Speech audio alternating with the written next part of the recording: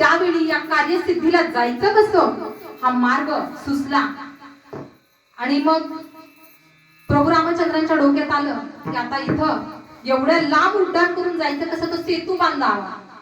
मग तेव्हा त्यांच्या डोक्यात आलं की आता आपण सेतू बांधायचा. मग वानर सेना भरपूर होती, सर्वांनी मिळून दगड गोळा केली, तो सेतू बांधला. आणि तिथून मग सीता शुद्धीसाठी सर्व वानर सेना, प्रभू रामचंद्र, लक्ष्मण भैया सगळे त्या श्रीलंकेत पोहोचले आणि सीतेचा शोध लावला. सीतेला घेऊन ते अयोध्येत परत आनंदात आले. हे या विजयादशमीचं महत्व. विठ्ठल विठ्ठल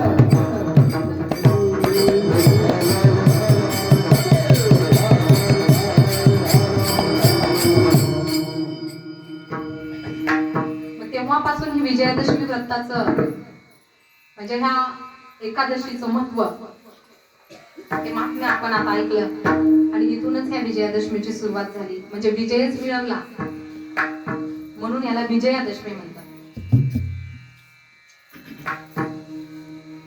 मग जगद्गुरु तुकोबाराय आपल्याला विनवणी करून सांगतायत, पाया पडून सांगतायत, ते उपदेशही करतायत. हे बघा, एक कथा आहे, एक छोटासा दृष्टांत सांगेल. एका गावातले पाटील फार गुणी, सर्वांना न्याय देणारे, कारण पाटलाचं कामच असतं न्याय देणं. सगळ्या गावात म्हणजे परमार्थिक सेवेत तत्परतेनं हजर असणारे पाटील. त्यांचा मुलगा बाळू, 7वी 8वीचं वय त्याचं, तो शाळेत गेला. रोज शाळेत जातोय बाळू, पण शाळेत काही त्याची हजेरी नाही. 1 दिवस झाले, 2 दिवस झाले, 3 दिवस झाले, 4 दिवस झाले, 4-5 दिवस झाले, बाळू शाळेतच गेला नाही. मग गुरुजी पाटलाच्या वाड्यावर आले. आवाज दिला पाटलाने, पाटील तुमचा बाळू कुठे? पाटील आतून आले आणि म्हटले, बाळू कुठे? बाळू तर शाळेत गेलाय आणि तुम्हीच विचारताय बाळू कुठे? नाही हो पाटील, 4 दिवस झाले तुमचा बाळू काही शाळेत आलेला नाही. मग पाटील म्हणले, बाळू जातोय कुठं? इथून तर रोज जातोय, 10 वाजता जातोय आणि 5 वाजता येतोय. पाटलाला काय माहिती बाळू शाळेत जातोय की अजून कुठे?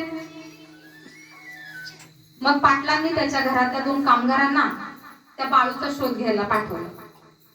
गावात सगळीकडे शोधून झालं, बाळू काय कुठे सापडेना. पाटलानं सांगितलं, शेतावर जाऊन बघा बरं. मग शेतावर जाऊन पाहिलं तर बाळू उसाच्या शेतात दुसरी 2-4 मुलं गोळा करून पत्ते खेळत होता. वय का हो त्याचं? मग ती दुसरी 4 पण घेऊन बसला होता. मग तिथून बाळूला त्या नोकरांनी घरी आणलं आणि झालेला वृत्तांत पाटलांना सांगितलं. पाटील रागवले, अरे मूर्खा, 4 गावात बाहेर पडलो तर मला जयहारी करतात, माझा मान राखतात, आणि तू शाळेच्या नावाखाली पत्ते खेळायला जातोस. खूप ओरडले, कडक शब्दात सुनावलं आणि गुरुजींना सांगितलं, बाळू उद्यापासून नियमित शाळेत जाणार आहे, येणार आहे. बाळूलाही गुरुजी समोर विचारलं, जाणार ना तू शाळेत? नाही ना जाणार शेतावर पत्ते खेळायला? बाळू तिथं मान डोलवली, हो म्हणाला, जातो, मी शाळेतच जातो, मी नाही जाणार कुठे. बापाच्या शब्दाला थोडा घाबरला आणि मग गुरुजी शाळेत निघून गेले. दुसऱ्या दिवशीपासून बाळूचा नित्यनेम सुरू. शाळेत गेला, 1 दिवस गेला, 2 दिवस गेला, 3ऱ्या दिवशी पुन्हा बाळू गायब. पुन्हा 4 दिवस बाळू गायब.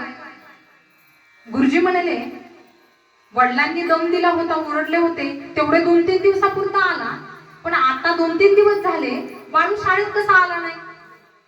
पुन्हा गुरुजी गेले पाटलाच्या वाड्यावर.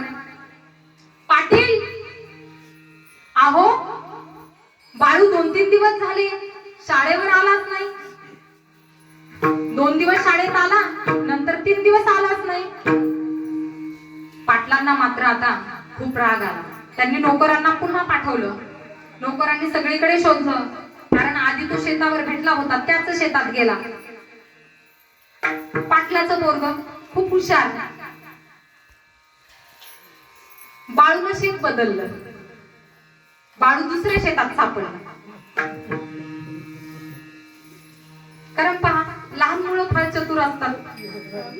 कारण आपण आधी एका शेतात सापडलोय ना, मग आता परत शोधायला आले तर त्या शेतात कसं, म्हणून दुसऱ्या शेतात नोकरांनी तिथं पण बाळूला शोधून वाड्यावर आणलं. वाड्यावर आणल्यावर इतका पाटलांचा राग अनावर झाला, इतका अनावर झाला की बाळूला फारा वडील एका खोलीत नेलं, एका खांबाला बांधलं, बेदम मारलं. काळा निळा होस तर बाळू मारला. आणि इतकं मारलं की बाळू, नाही बाबा, जाणार मी शाळेत, नाही बुडवणार शाळा, जातो ना बाबा, नका ना मारू बाबा, असं सारखं ओरडत. मग तो बाप आहे, शेवटी बापाचं हृदय बघा, बापाचं हृदय सुद्धा खूप कोमल असतं बरं का. तो मारतो. आधी काय केलं त्यांनी, उपदेश केला फक्त, त्याला ओरडले फक्त, म्हणजे काय केलं, उपदेश केला. जसे संत आपल्याला उपदेश करतात तसा उपदेश केला.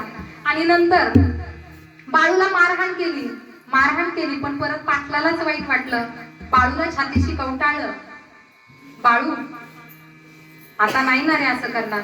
मला वाटतं का की तुझं नुकसान व्हावं, मला वाटतं का की तू मोठा नाही व्हावास, मला वाटतं का की तू पुढे जाऊन खूप मोठा व्हावास. माझी इच्छा आहे ना रे, तुझ्याकडून माझी अपेक्षा आहे ना. म्हणजे बाप पहा, फणसासारखा वरून काटेरी दिसणारा असला तरी आतून खूप मृदू असतो. म्हणजे कसा असतो,